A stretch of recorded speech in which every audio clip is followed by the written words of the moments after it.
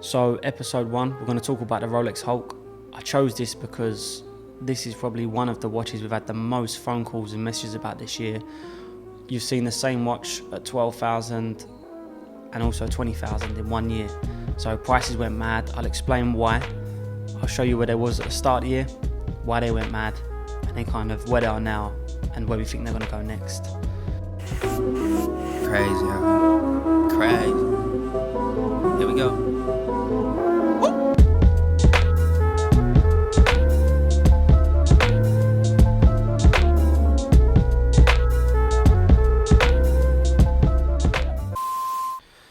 Obviously, you all know what Hulk is,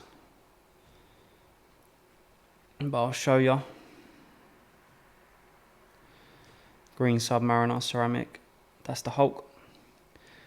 And then you've got, that's the Kermit. So the one on the left is actually what they make now, the new Kermit.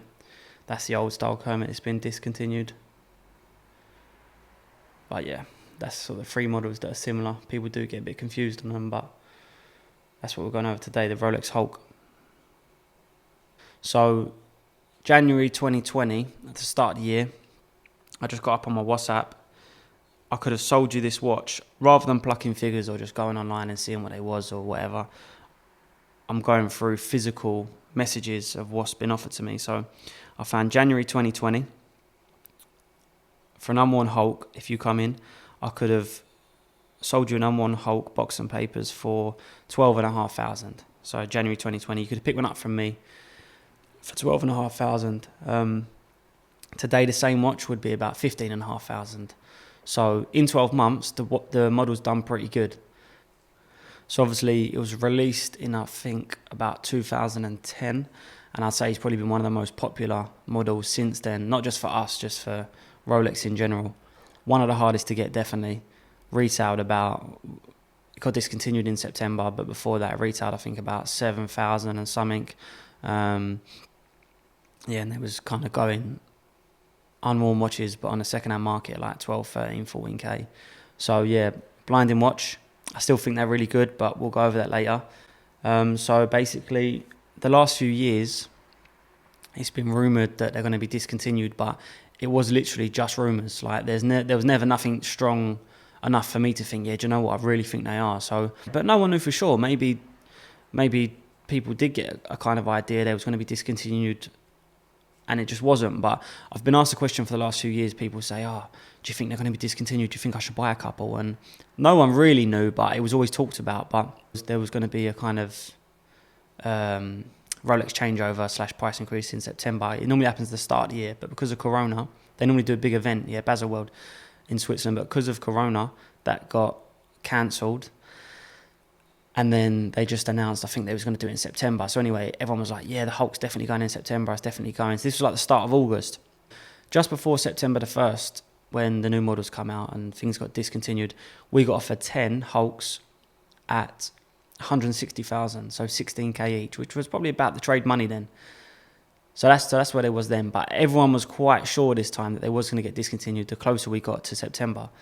We was thinking about buying them, but we didn't anyway, which I'm pleased about. But so the start of September, they get discontinued, it gets confirmed. The next day, people was asking 17K to 20K for Hulk. So I mean, 20,000 is just too much. That's just greedy.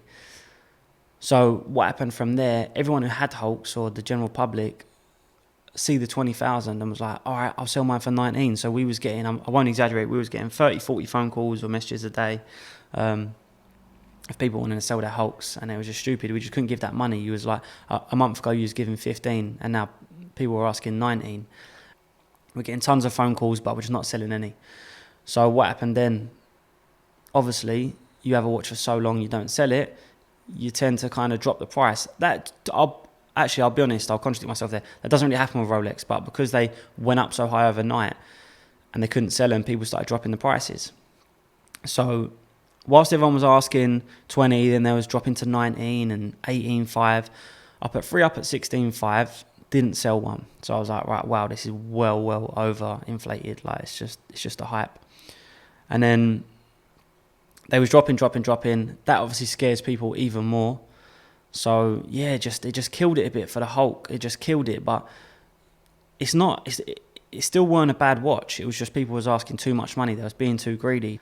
So yeah, that just didn't do it no favours at all. But if you look at where it's at now, 15,500 from 12.5 at the start of the year, I think that's still pretty good.